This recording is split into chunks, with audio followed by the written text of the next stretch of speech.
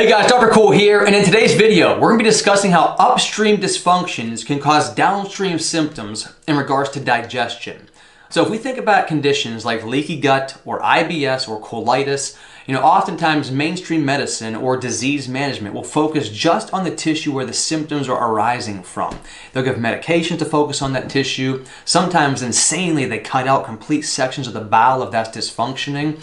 Instead of asking the question, what's causing this tissue to dysfunction? Are there other organs? Are there issues upstream that are creating the conditions where now the downstream organs are dysfunctioning and the symptoms are arising? So that's what we're going to talk about in today's video. And namely, when it comes to digestion, the four organs we're going to talk about today, the stomach, the liver, the gallbladder, and the pancreas, all play massive roles, not just in the breakdown and assimilation and digestion of our foods, but in creating the right healthy environment for the entire digestive system, that when we fix those four organs or dysfunctions in them, everything else downstream begins to function just a heck of a lot better.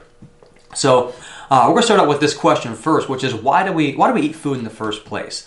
Obviously for the nutrients, right? To refuel our body, to break down the food into nutrients, to make new healthy tissue. A book that I like is called The Fourfold Path to Healing by Dr. Thomas Cowan. In this book, he talks about how when food undergoes the digestive process, it has to go through utter and complete annihilation to be beneficial to our body. There cannot be anything left, whether it's a vegetable, a fat, a protein, whatever food you ate. If it remains all in that food form, it cannot be beneficial to your body. It has to be completely annihilated down to its atomic elements, where it can be completely stripped down. And then your body will take, and by the innate wisdom God put in our digestive system, it will take and absorb those nutrients and use it in our body to rebuild healthy cellular tissue, healthy organs, and all the function, the process that we need in our body is fueled by the foods that we eat. So this annihilation, this utter breakdown of the food, largely in part occurs by those four organs that we talked about. Not only do we need them to break down our food, but as we discussed a little bit ago, also to create the right environment to have a healthy digestive system. So let's start at the beginning here. And actually, this is even before we get to those four organs. Well, let's start in the mouth here first. This could actually be the fifth area that we talk about, because your saliva actually plays a role in breaking down starches and carbohydrates. It also is the only place in your body where we have teeth. So, I tell my patients, you want to chew your food almost to like a toothpaste type consistency, because any large chunks that are swallowed is going to be a much greater and more difficult job for your stomach, your liver, pancreas, and gallbladder to now break down those foods. So we have teeth for a reason. You want to fully masticate and chew the heck out of your food, almost like a toothpaste type consistency, because then those digestive secretions can have a greater effect on the food in that form. However, once we swallow it now, this is where a lot of the beginning steps of digestion, sterilization of our food, and creation of the right pH through our entire digestive system begins. So we know hydrochloric acid breaks down food, right? But what specific food does it break down? Namely, our proteins. And your stomach should be extremely acidic. If we go back to like a chemistry scale on 0 to 14, where 0 is like battery acid, it's the most acidic level you can get, and 14 is going to be very alkaline, on like a very basic alkaline type of an element, your stomach should be like a 0, a 1, or a 2. Extremely acidic. I mean, its job is to literally dissolve meat and proteins. Oftentimes, because of the poor diets that we eat, things like hiatal hernias, infections in the stomach like H. pylori infections, it will turn the stomach, instead of being very acidic, it'll turn it more alkaline. And that's going to cause major disruptions in your ability to, number one, absorb your proteins, and everything's made from protein. I mean, you need protein to make digestive enzymes, you need protein to be able to carry all the nutrients in your body, we need proteins for innumerable physiological processes in our body. And one of the first issues that we have in malabsorption is if you don't have good stomach acid, you're definitely not breaking down your proteins.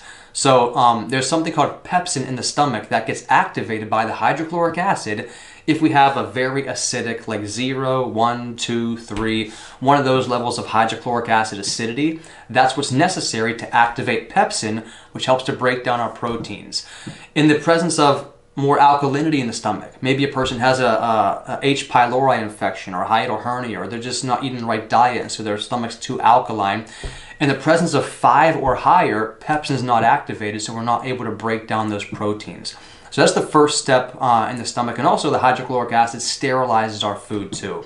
So if we're afraid about infections, bacteria, E. coli, things like that, C. diff, most people who are going to get like a foodborne, food-based illness, it's an outright sign that they didn't have very good hydrochloric acid function in the stomach to begin with. There was too much alkalinity, so there wasn't enough acidity to kill off those bad bacteria cultures. That's what your stomach does. It sterilizes the heck out of anything coming down. It's the first stop because it's going to kill any of the bad guys so that they can't make it further down in the system. If we're too alkaline, then we're obviously not doing that and we're ripe for infections. The other thing, going back to the meat for a minute and how that can lead to infections later on down in the stomach too, or later on down in the bowels, is that if you don't break down the protein because you don't have enough acidity in your stomach, excuse me, if you don't have enough acidity in your stomach to break down those proteins, well then the meat begins to it goes through putrefaction. It begins to putrefy, and it's like a breeding ground later on in the colon or the small intestine for dysbiosis bacteria, things like strep or staph. Those are two infections that I had in my gut when I did my GI map test before, that'll really grow in the presence of not having the right pH from the hydrochloric acid and not being able to break down our protein completely and annihilate it like we talked about down to its basic elements. So the stomach's the first stop. It breaks down protein, it activates pepsin, it sterilizes our food. From there, the food goes from the stomach into your small intestine in the first section called your duodenum. Your duodenum is where additional breakdown occurs. So after the proteins have been broken down, hydrochloric acid also, I mean, it does so many functions, you can forget about some of them. Hydrochloric acid also activates your pancreatic enzymes. So after it leaves the stomach and has that hydrochloric acid surrounding the food mass that we just ate, now your pancreas gets activated to release 3 different enzymes. Amylase to break down your carbohydrates, protease to break down your proteins, lipase to break down your fats. So if we don't have good hydrochloric acid to break down the proteins, it doesn't really send the proper signal to the pancreas to now do its job. In addition to the pancreas, it shares a duct called the common bile duct with your gallbladder as well. So your liver makes bile. Bile helps to break down and emulsify fat, but it's stored in your gallbladder. And instead of releasing all the bile at once as the food comes in, your gallbladder kind of pumps a little bit of bile into your duodenum, in your small intestine, as the food begins to move along, so that every little bit of food that comes through gets emulsified in pancreatic enzymes and gallbladder bile and begins to fully break down the fat in the smaller globules, the protein that came from the stomach in the smaller globules, and then finally the amylase from the pancreas breaks down the carbohydrates too. So all these organ systems have to work in conjunction with each other. So people who don't have a gallbladder, that don't release that bile properly, the bile also takes the larger pieces of fat that haven't been digested yet, and it breaks them down into really small molecules that now the lipase from the pancreas can have a greater effect on it. So what we're looking at is the stomach takes big chunks of proteins, breaks them down smaller. The gallbladder liver complex takes big chunks of fat, breaks them down smaller. And now the pancreas can come in at the end and take those little small molecules and fully secrete the digestive enzymes that breaks them down into nothing. If we don't have good gallbladder function or good hydrochloric acid function, those are the two things that combine to create the right pH throughout the rest of your digestive system so that we don't get overgrowth of things like yeast or viruses or bad bacteria, candida overgrowth, and all the things that can affect the colon and the ecology and the microbiology of what we call your microbiome. So in my own story, if you watch my webinar link below that's called GI Revive, I share a lot more information in that video about how when I was going through a lot of digestive-based symptoms, I ran some tests to evaluate the function of these organ systems. I had some blood work that showed me that my stomach, my protein was low. I wasn't breaking down my protein very well, among some other markers that told me I had low hydrochloric acid function.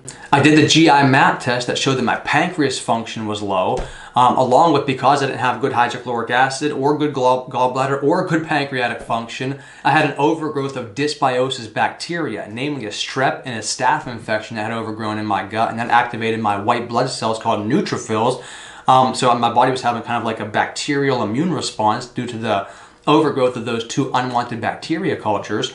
And then one of my biggest symptoms is I always had, it felt like a balloon was inflated under my right rib cage. And those are cardinal signs of gallbladder, along with referred pain to my right shoulder blade. And the thing is, you can have dysfunction in an organ, but it won't always show up in imaging. So my sister's a medical sonographer. She scanned my gallbladder, scanned all those organs, said everything looked good, but I had a ton of pain and discomfort all throughout my digestive system, but particularly it felt like a balloon was inflated under my right rib cage. Tons of pressure. I would belch like 100 times a day to relieve some of that pressure, and fatty meals made it a lot worse. Because the symptoms were getting worse, even though I was told everything looked normal, I decided to go get some additional testing. I had a CT scan to take a look at everything. Well, the CT scan came back and the doctor said the same thing. Your gallbladder looks great, pancreas looks great, the structure of the organs looked great. They didn't see any blockages or anything, but the function of them was way off. And that's why I like the GI map test too, because it shows you from a function standpoint what the gallbladder, what the pancreas is doing, and you can run the right blood work to look at protein levels that would indicate stomach function, and liver levels too. So all of my issues were functionally based. And when I began repairing those things, and I won't get a ton into that video today, go watch the webinar, but there were three main things. Fasting had a huge help on all those organ systems. When I would do multiple fasts, every single time I felt better after each one. As those organ systems began to repair, and I do some targeted supplements too. So fasting, targeted supplementation. Then once they began to repair, I switched to more of a carnivore keto type diet rather than a plant-based diet, which I had been doing. And that kind of trifecta of intervention is what helped me to really just improve my digestion of my foods, gain a lot of good weight, put on muscle better, no more stomach pain, no more of that pressure. All the downstream symptoms, and when I say downstream symptoms, understand I'll talk more about this in the webinar, but I was having a lot of just pain all throughout my abdomen. I was eliminating way too much stool for what I was eating. I was almost like not absorbing anything. The color and consistency changes to my stool let me know that I was in a major malabsorptive state, and I was losing a lot of weight. So I had a lot of these symptoms that were converging that were all very concerning to me at the time. All of them were screaming that it wasn't a colon problem and it wasn't a small intestine problem. It was an issue with those four organs. And when I began to repair the gallbladder and really rest those organs and give them the targeted support that they needed, along with the right diet, when we improved the hydrochloric acid production and gave my body the bile that it needed, now I'm able to break down my food a heck of a lot better. And when you break down the food better, all the organs can now take kind of a breather, because they're not having to work so hard in a dysfunctional state. When you give them some of those targeted nutrient support, and we'll do some supplement videos here too, that allows them to kind of get the recovery that they need to start working better, along with the quality of the foods that you eat too. So I'm not going to keep rambling on here. I hope this was helpful. If you have digestive symptoms, if it's leaky gut, IBS, colitis, even GERD, or any type of a label that they give to digestive-based illnesses, understand it may be in the small intestine, it may be in the colon. Oftentimes, though, there's an issue with the upstream organs not fully breaking down and annihilating the food, not secreting the right enzymes, not creating the right pH or internal environment to the gut. And that leads to the dysfunction, the pain, the poor digestion, constipation, IBS, diarrhea, whatever the symptoms are downstream. It's a dysfunction with those organs upstream. So if you have any questions, shoot me over an email. Stay tuned to our YouTube page. Like and share this video. There are so many people that need to hear this information. And I thank you for watching. I'll see you in the next video. Have a great day.